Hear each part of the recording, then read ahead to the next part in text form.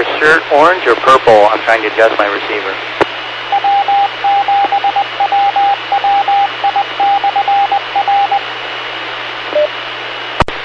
It'd be red, 87CYM.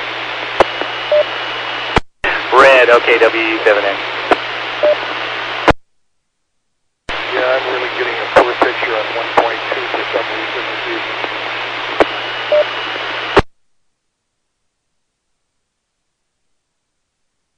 Well, I think it might be your receive side, because you actually were coming in very good, except for the minor color shift.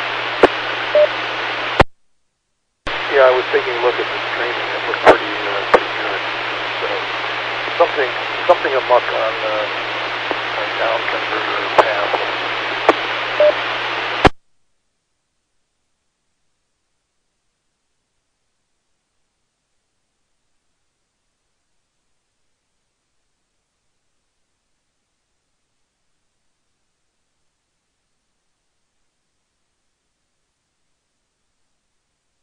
And Ron's got a P5 picture up.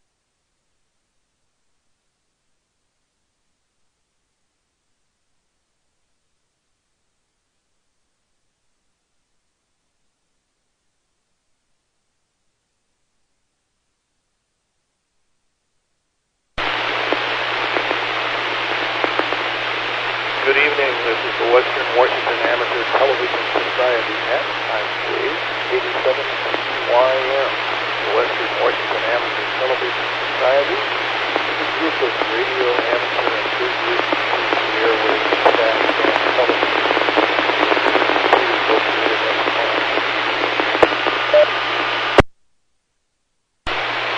Cougar Mountain.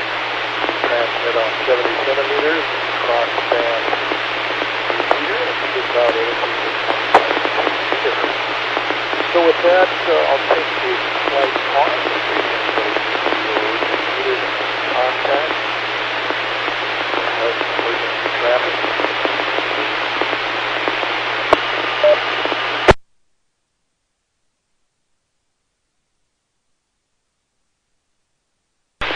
Okay, we'll start our net this evening.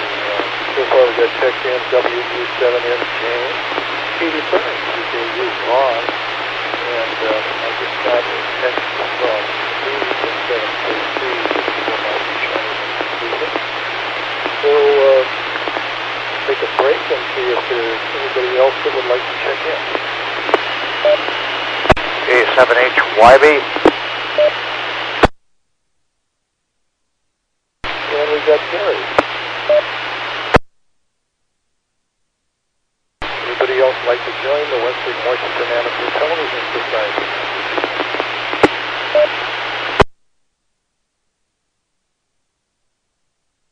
Okay, let's get it underway. Let's go to WW7ATS, James.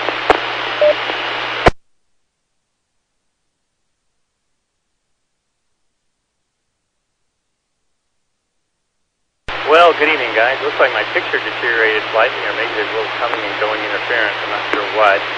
But at least the lighting, I got off the, what I call the rampant demand lighting. Got on a little more consistent lighting. Looks like the skin tone is coming through, but it's pale. But my picture on 1.2 gigahertz loopback is kind of coming and going. What do you say, Dave? I've got about a P2.5 picture of you coming in on 1.2, but on streaming, which is your 434 output, you've got a good P4 picture, good color. Yeah, I do see that. Looks like about a 4 or 5 second delay tonight so far. It'll be interesting to see how that goes. Well, anyway, I've got something to show. Everybody asked about tonight, see if anybody's had some similar experience, but let me go ahead and pass it back to Ned. This is WW7ATS. WW7ATS, this is 87CYM. Let's move on to Ron, 87 CKU.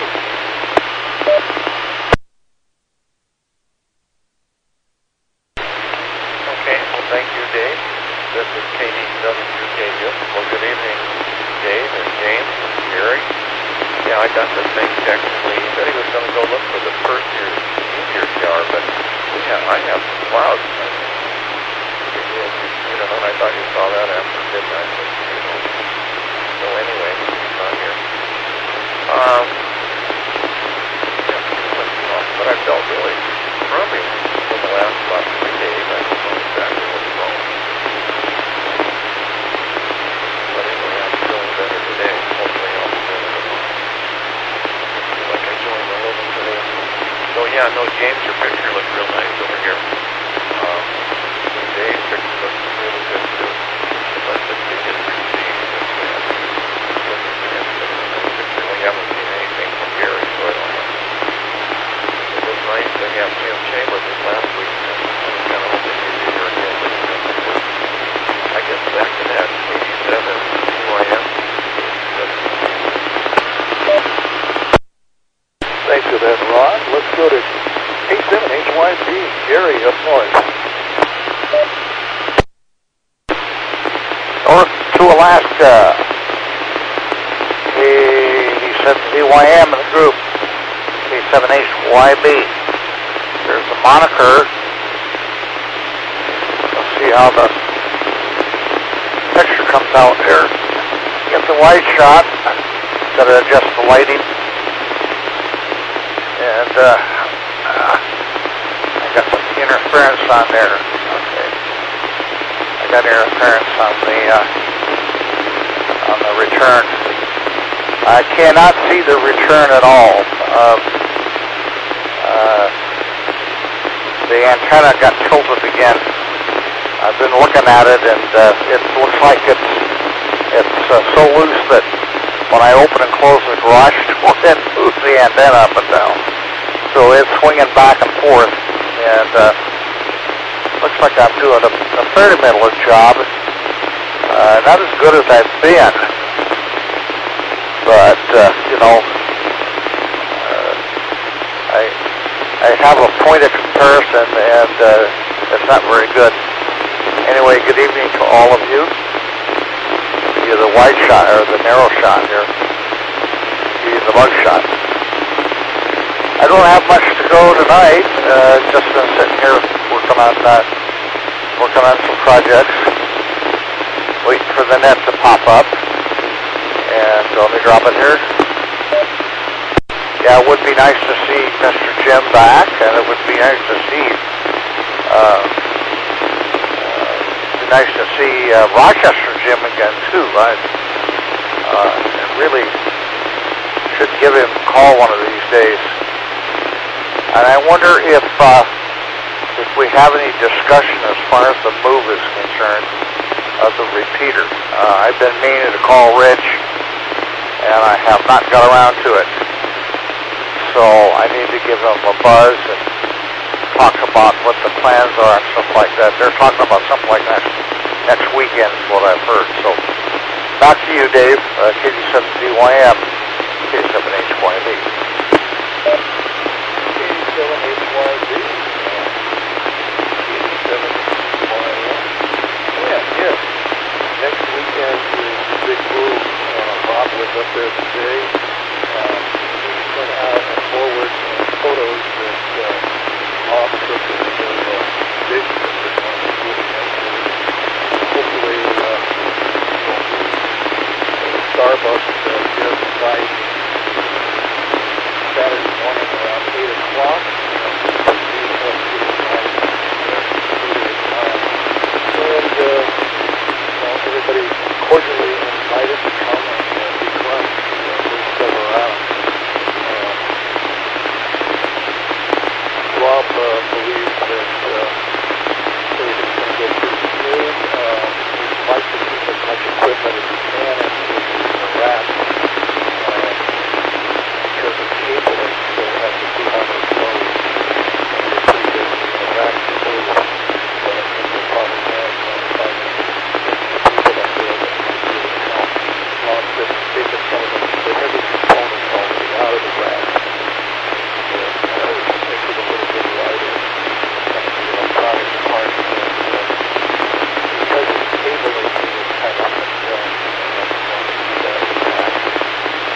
happening. Check your emails, and they have some pictures that well, for me, I was out today at the little jumping on an aviation headset and microphone, and the only problem with it is inside the ear cup there's foam, and that has deteriorated through the years and still it a bit. But I've had some other headsets pretty easy to recut and foam just inside the headset. So aviation headsets are 150 ohms, and so you need a transformer to move them over to 600 ohms to use the board. And it's a television generally transmitters and a little preamp. So anyway, that was my so-called $5 fine for the day. And been doing some yard work around, and that's pretty much it for the day. So we'll pick it up to WW7ATS.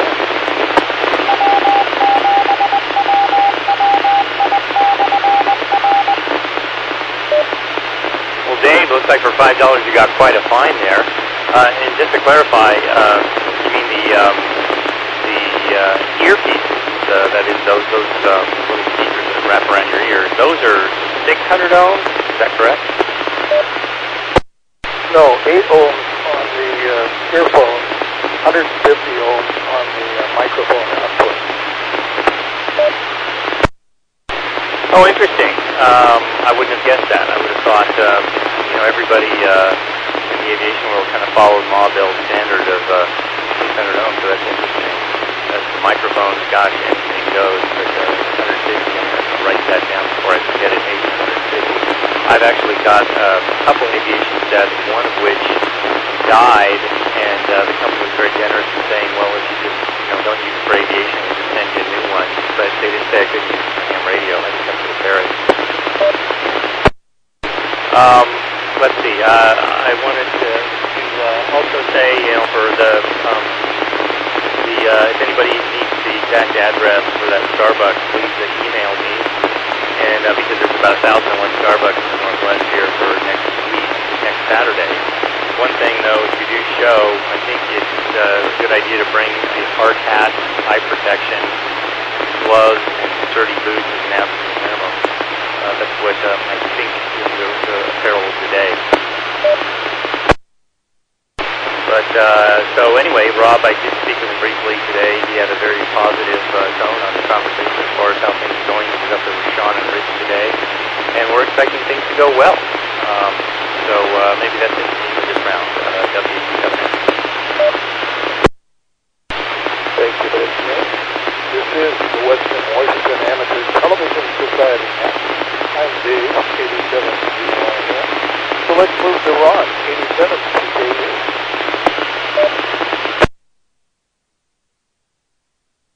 87CYM in the group, 87CKU. Okay, did you have a chance to look at the pictures? And James, did you look at the pictures? This is James. I got an email saying he accidentally sent some other kind of pictures, and I never got any pictures, at least none that I could decipher in Hotmail or Outlook. Okay, well, on the pictures I received, you were on there and so was Gary, so I would have saying you got the same email that I did. Too bad that those buildings aren't labeled somehow, so you know the pictures. But I have seen most of the pictures of the building. There was a new handrail I could see on the right-hand side of one. I couldn't quite figure out what that was. Okay, let's see. We had a slight bit of rain here today. It rained for just about a minute. My wife was talking to her sister, and all of she said it was raining and stuff. I looked out, I didn't see it was raining. But before their conversation was over, I looked out again. Actually, a couple drops came down, but none of them seemed to make the street on. So I don't have a whole lot tonight. I've got these on. I do have a Jim Coleman here.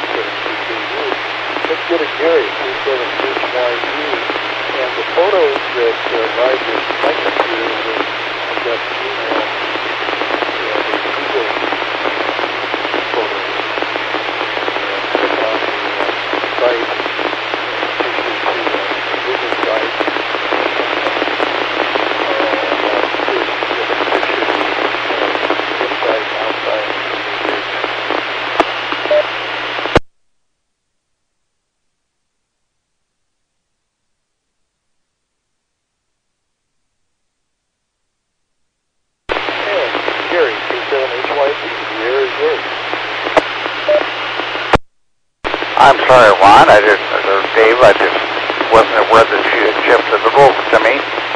I'm not seeing anything on the live side, except an occasional splash of sync bars and stuff like that, so my antenna apparently is totally out of orientation.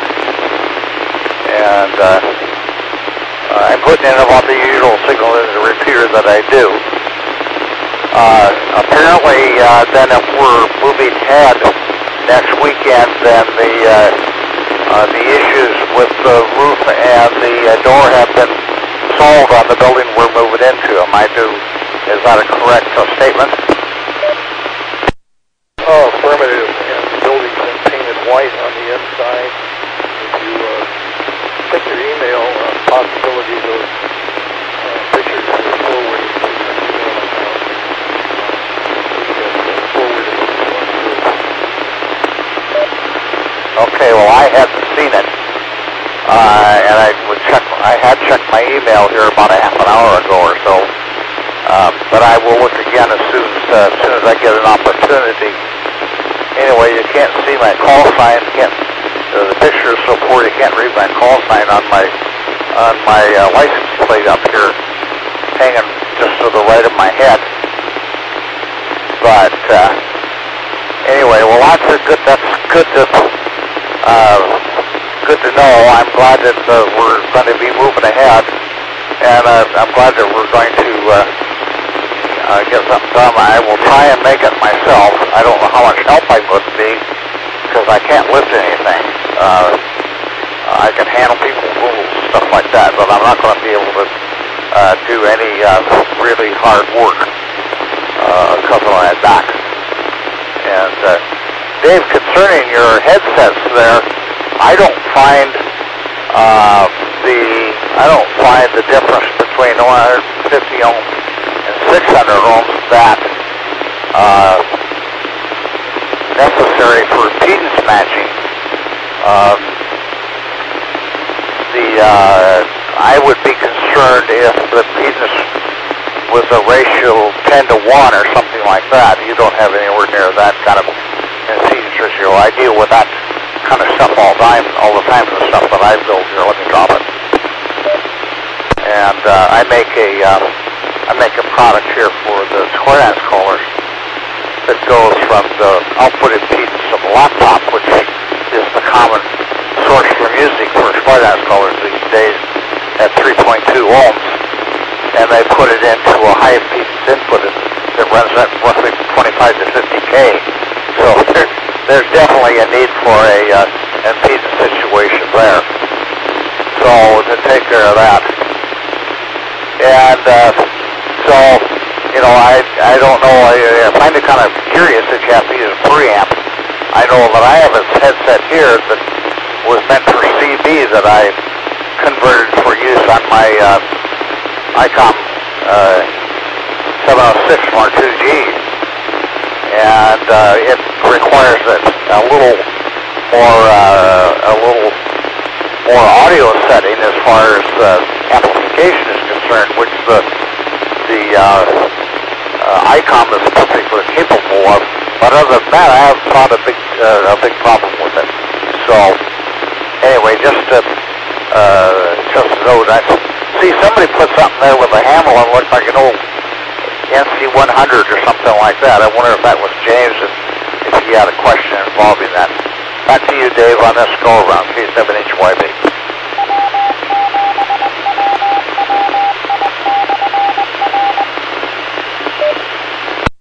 K7HYB, K7CYM. Well, what I did was went to the ARL site and searched for aviation estimates. Came up with a couple of diagrams to convert that over. I might say I've got a 600 ohm Sony mini mic lavalier that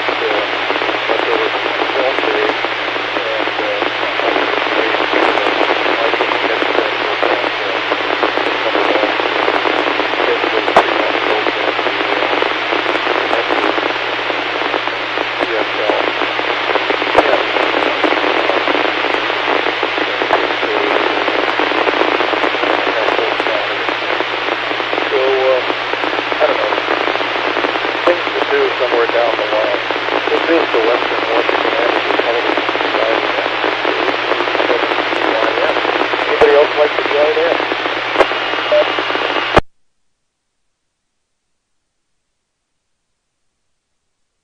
Hearing none, let's go up to James, WW7ATS. Oh my goodness, so many things to talk about. I guess I'll go to Gary's question first. This Hammerlin HQ150, which I have up right now, is something that I inherited. Definitely it has problems, and I can't imagine why. It's only about slightly older than I am. That's certainly no excuse, but I think what's happened is the capacitors on the filtering capacitors coming off this gigantic transformer buried inside that box must have shorted out or gone out somehow, because whatever your line voltage is you're powering it with, yes, it takes a two-pronged cord. They figured that if you could buy this, you were smart enough to ground it to save your life. But the chassis carries whatever voltage you feed to it, 121 volts AC, that's what you got on the chassis. Clearly, 1950s design criteria for anticipating this kind of thing maybe wasn't quite what it is today. So anyway, I was just wondering if anybody has encountered a similar problem with older equipment, if you had any comments on that. Of course, it is all tubed in there. It's missing one of the small knobs on the upper right side of the front panel as you look at it, but everything else seems to be there, and it's in good shape. So anyway, the photos I got, here's one right there I'm putting up right now with some magnification. David, you see that photo? It's coming through all right. I'm not getting it on the streaming right now. Back about 10 minutes. I'm not seeing it coming up on the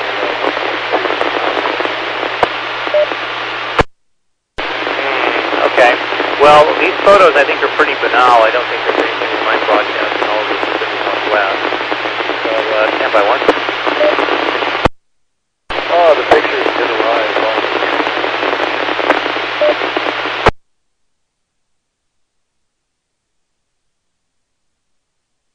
Okay, yeah, we now have the usual kind of 10, 50 second delay here, so I don't think I'll waste a lot of time with this.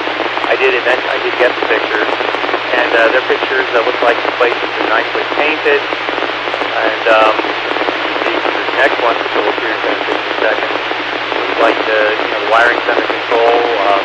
So it looks like a great place, and I'm so grateful and thankful for people who own that real estate that they're willing to give a little bit of space on the radio. So the other thing that I thought might be of interest to you, Dave, is that it looks like pilots who are not necessarily electronics people. This is what the pilot store sells people. All these converters that either convert a high impedance fixed wing headset, which I have a couple, for use in the low impedance military aircraft. And I do recall somebody telling me that your general aviation headset won't work in a Black Hawk helicopter. So they have boxes to convert your general aviation headset for use in a Black Hawk helicopter, or the other way around. High to the low impedance adapter. I guess I'm assuming that the helicopters must use high impedance headsets, but I honestly don't know if that's the earmuffs, the microphone, or both. But just clicking on the details here, it looks like the name of the game is to get a headset that was kind of designed for use for one application for use in another. And theirs is powered by a single 9-volt battery. So, and also it looks like there's a plug difference between helicopters and general aviation aircraft, and you go from what they call a U-174U plug to dual plug, or gosh, I don't know. But anyway, I thought you'd find that of interest. So, my streaming, I think, still has the first picture I showed here, so streaming is dragging quite a bit. The weeks are flying by here, Gary. I'm tied up tomorrow for Sunday, but I'm free for the week, so you might want to be thinking if you want me to come up and with a wrench and do damage on your roof, let me know. So this is WU7N, back to net. WU7ATS, yes. Aviation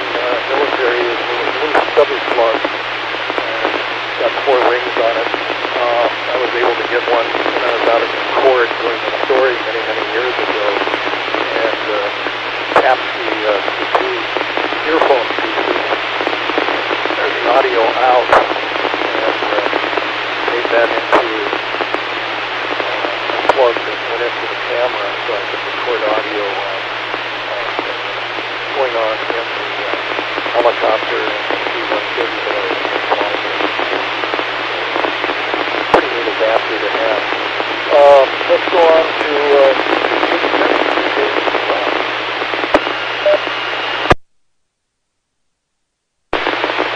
Okay. Thank you, Dave. This is K7TK. Okay, that was kind of interesting.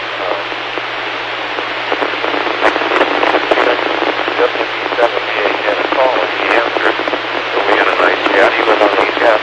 He's kind of given up on us and couldn't get into the computer. I told him he had a new antenna up now and it was working really good. Then he said he didn't know what the tone was. So I told him the tone was 110.9. Is that correct? That's the one I'm using. Okay, that's good because then I gave him the right tone.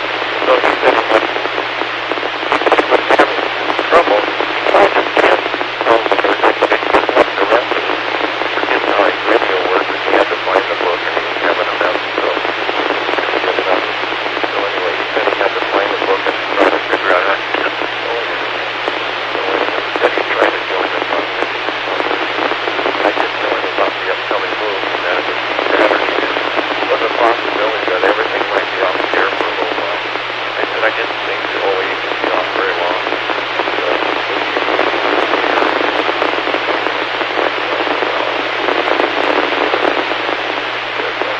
that he has my phone number with him here.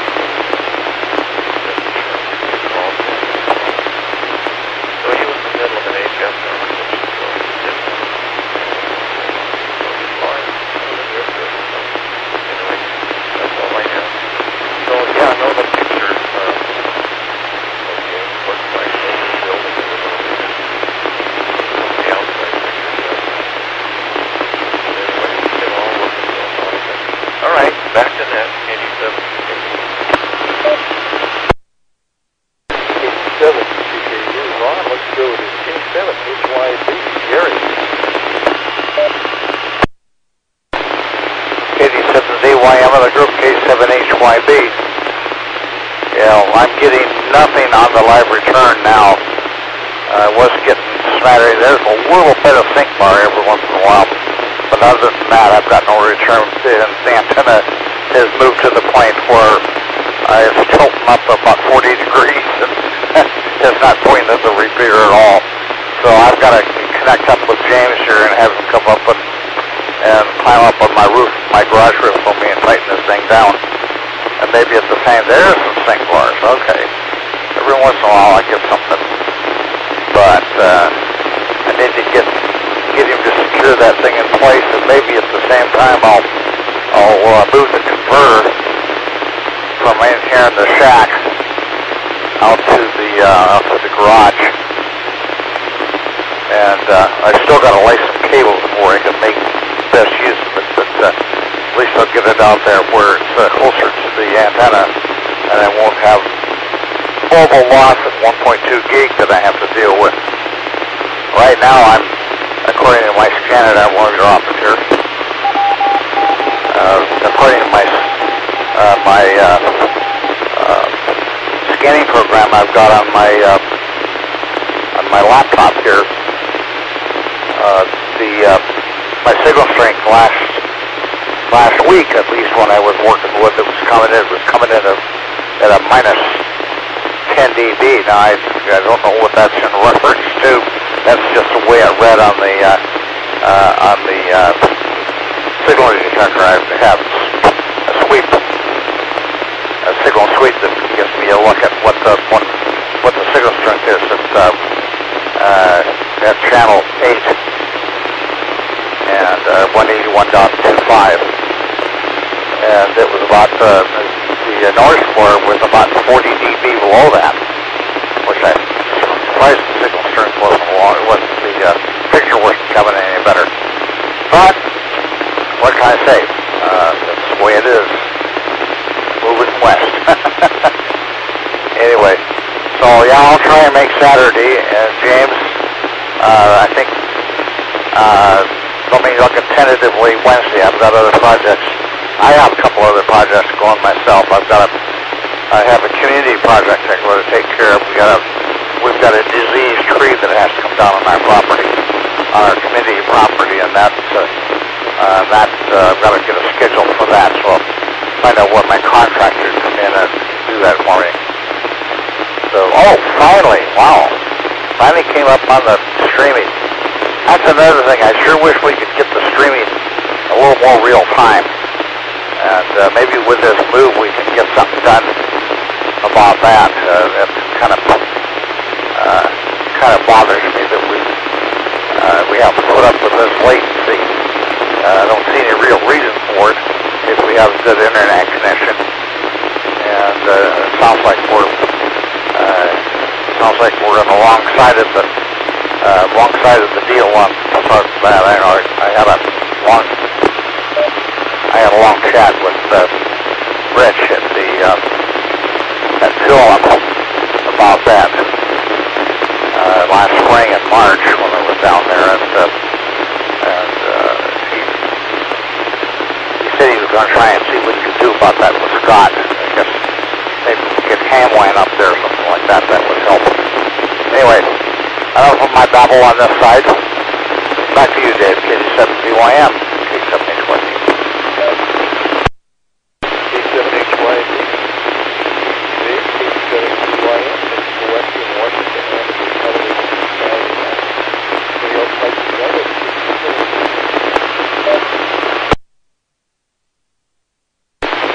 Well, I found today that it's wonderful out there as far as temperature. Of course, cooler weather has been good after the heat wave that came through.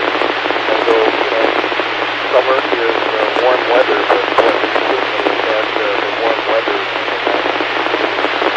here in Seattle recently. We are having global warming that's showing up. It's always good fun around the West Coast.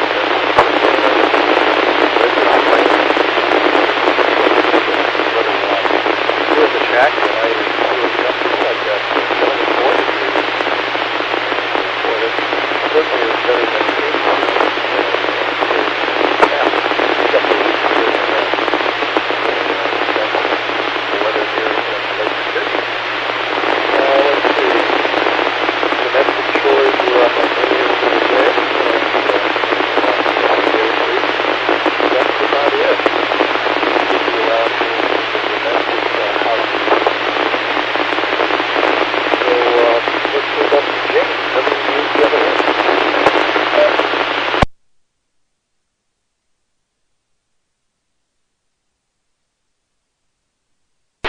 Thank you, Dave. There was one comment I wanted to make in Gary's general direction. Dave, your picture is still up, and I have a picture in front of me. Okay. I just noticed there were one thing at a time. Sigtronic ear seal. You mentioned that the foamy stuff inside or something deteriorated.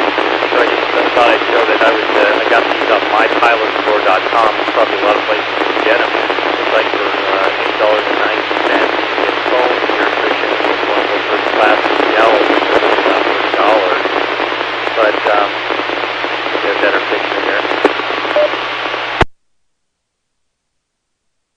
Anyway, that's what they look like. So I don't know. You could always call Sigtronics and find out if one size fits all, but I bet you they do. So anyway, the additional comment I wanted to make about next weekend. Gary, I mean, nobody should feel obligated to come out to this thing. I think we're going to probably have enough people. And there is probably a lot of heavy lifting. I think that's the reason I was invited. I'd love to think it was because of my cheery smile and my radiant personality, but it's probably because I can still listen to things. So I noticed he put out a special invitation to me. So if you've got back or knee or hip problems, I wouldn't hesitate to pass on it.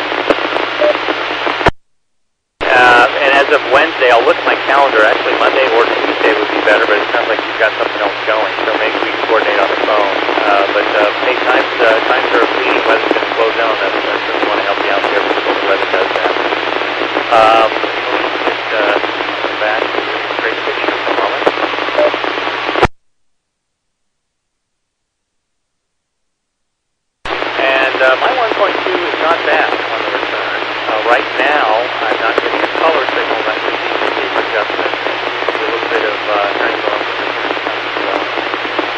That's it for me this round.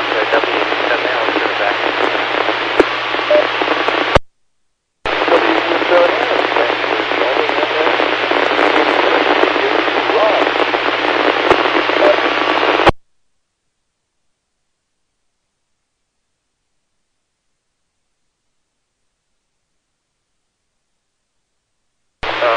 KD7CYM in the group, KD7QD. So I just got kind of noticed Skype. But I hear his voice. I don't know if it's looking for us. Hang up. I just got a blank. Because my phone rang. Skype rang on my phone. It did ring on my computer. I don't like this new Skype. It always rings on my phone. I guess I could change it.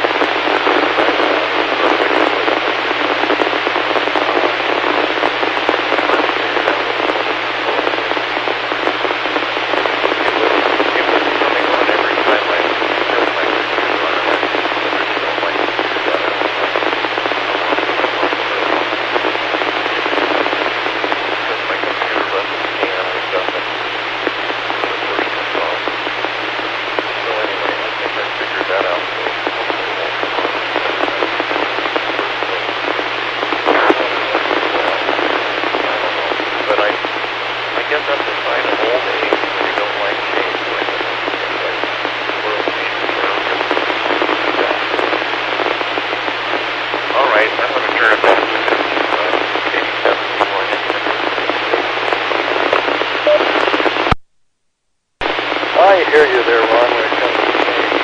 It's like needing a manual also to program your radio. Let's go on to Gary, K7HYB. 87ZYM in the group, K7HYB. Yeah, before I forget it, James, I don't like hot chassis. I run into them every once in a while on something I'm servicing here, and it really bugs me. I'd like the perimeter of the transformer isolated from the metal chassis, and a lot of times what I will do is I modify things here that only have a 2-wire cord, a 3-wire. But of course, I make sure that the hot isn't going to the chassis. And if you've got hot on a chassis, even in that old design, I think you got a problem there. It sounds like you need a little work. Do you have a book for it?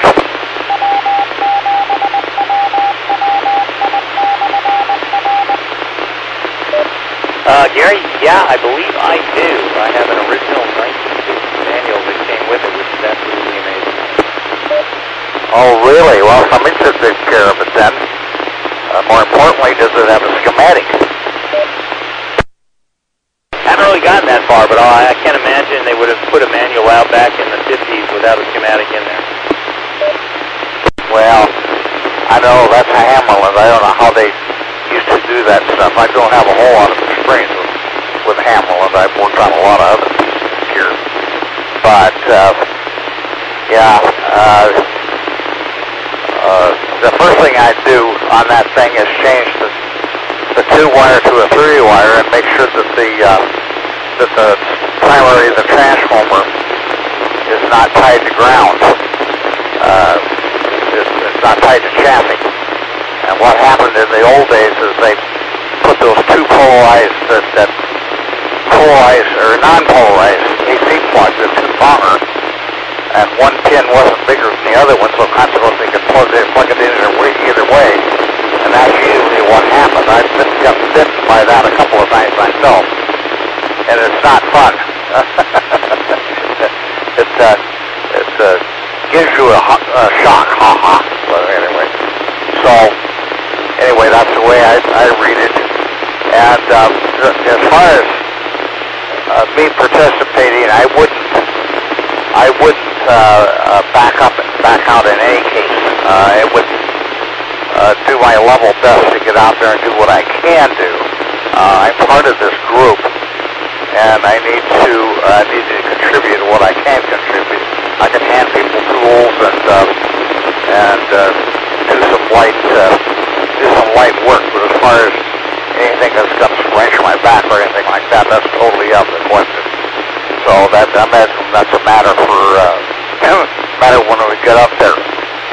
Are we going to move the feed lines at the same time, Dave? I believe that's what I heard. Rob, as one of the gentlemen, one of the group that has connectors for our hard lines. So possibly that will be done. I don't know. There's so much to do come Saturday. I guess we'll have to wait and see how much we can accomplish. Well, there was some talk about the feed line that goes to the 1.2 gig antenna had about 25 extra feet on it that could be used to route it to the new building. Was that ever verified? Unknown to me, but Rob went up and he seems to be thinking that everything is down to Well, okay. That's fine. Well, I have plenty of experience in using and installing those kind of connectors for everything from 3.5-inch heliacs to down to RG58 and 59. But the heliacs and some of those, especially the smooth stuff, takes a bit of specialized tools. You're going to need at least a pipe cutter in order to cut the outer shield off properly. Or maybe what's going to have to be done is you would have jumpers already made and just interface them with the current set of coax. I guess that'll have to be determined when we get up there. So anyway, what's the plan for Saturday? Do we have a meet place yet? oh yeah, that'll go out on sale shortly. Okay. Well, like I said, I haven't seen any pictures yet or anything like that. Not that it'll mean a whole lot to me, but we'll evaluate that and we'll do what we can to be sure to get down there. So we'll talk to you. We'll send it back to you. And James, if you'd like some advice on that deal, maybe we can talk about it. Although you probably got plenty of technical experience to do that stuff yourself, I can probably help you out. The capacitors are a big problem, and not just the filter capacitors. A lot of the coupling capacitors and stuff like that were the old oil fill type, and they're subject to leaking and draining and stuff like that. And some of they didn't even have polymer back there. Most of them are probably just ceramics. So back to you, Dave. KD7ZYM, KD7ATS. KD7YM, the Western Washington Amateur Television Society net. KD7YM. And I don't really have anything extra to come out with anymore. I'm kind of talked out for myself, so I'll send it up to James for KD7M.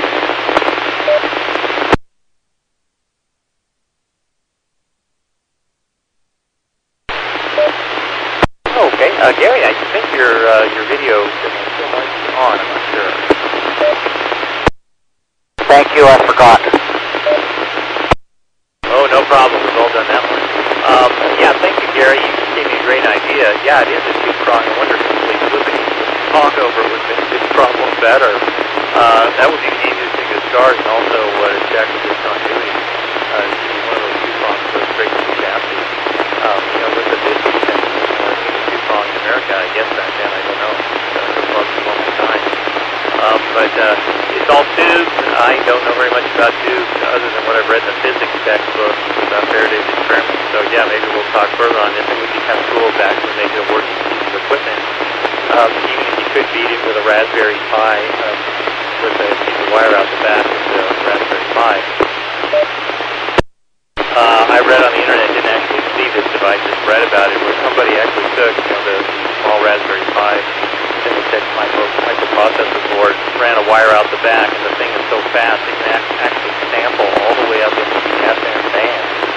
I can't imagine there'd be very much amplification there, but they claim they could get the FM station with the Raspberry Pi feeding it through the audio out, which is a pretty fast sample rate, but I guess you can do it. Well, anyway, I guess we'll be sending an email out, and I didn't want to be misunderstood. Let's see, they did say, I recall in the conversation, they said they had somebody with sort of pipe fitting skill sets up there that was just kind of going to be the specialist for doing whatever had to be done with the connectors and the cables, and I guess, tight quarters, but they need people to move heavy stuff around in there, as I guess that's, hopefully all get done one day. I guess I should pop up a identifier there. I'm going to put a face up. It's WW7ATS, the Western Washington, 846. One final question I have for everybody, Dave, and I don't want to hold anybody longer than I want to be here, but I'm wondering if anybody is pursuing anti-meteor skills. That could be what Rochester Jim is doing. I wonder if anyone's done that, and if so, how? That's my question. WW7ATS.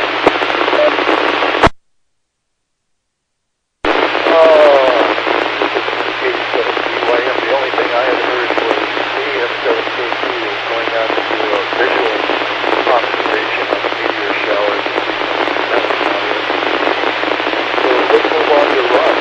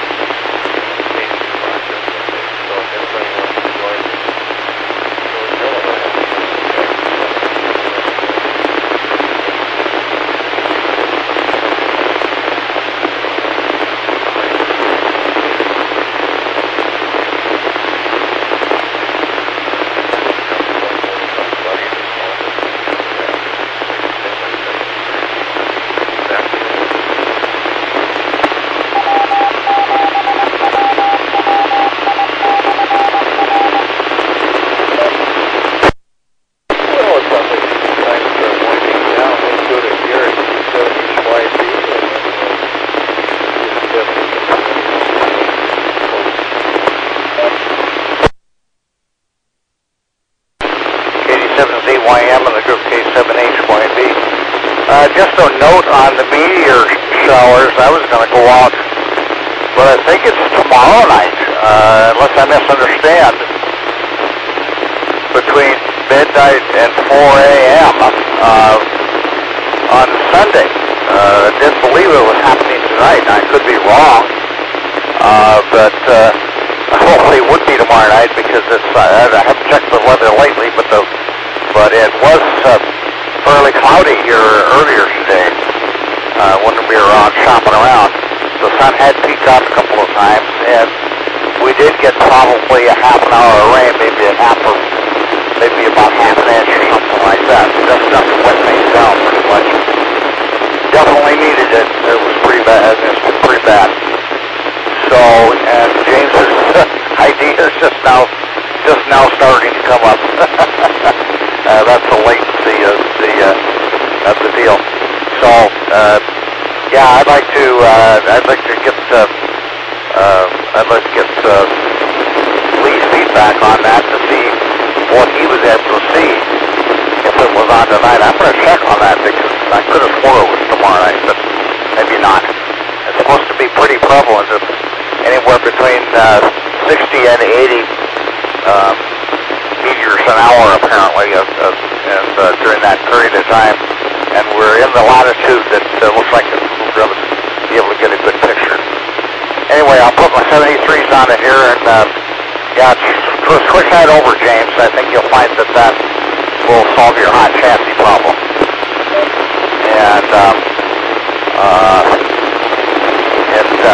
And those our old technology, and they probably, if they're no good, if they're not no good, they're probably pretty weak. And there's other capacitors in there to do that. So anyway, if you need any further information, give me a call. Be glad to talk about it. Back to you, and this is my 73s, Dave.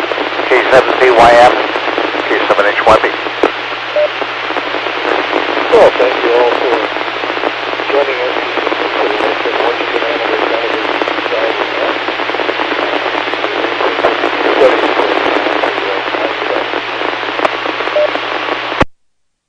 Oh, yeah, Gary, your comments, W7N, says the meteor shower peak will be visible both nights, from August 11th to 12th and 12/13.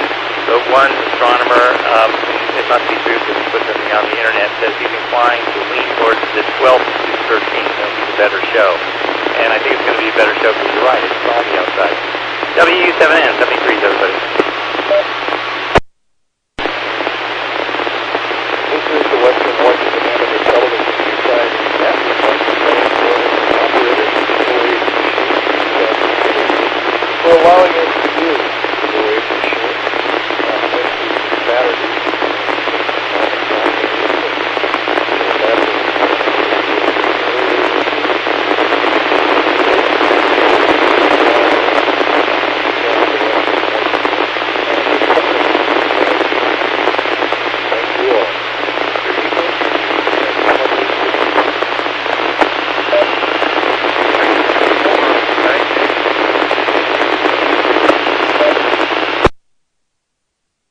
Sure, I'll join you for a bit. W7N. I'll give it a call. 37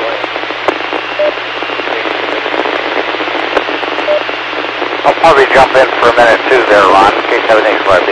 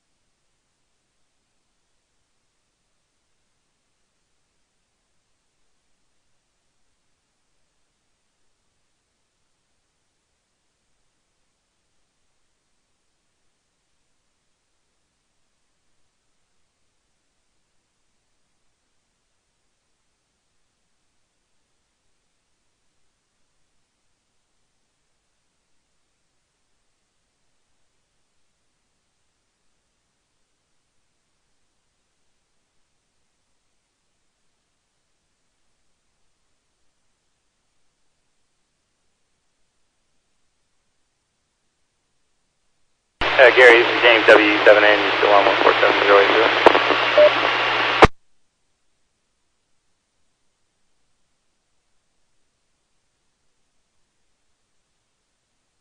You still on 147.080?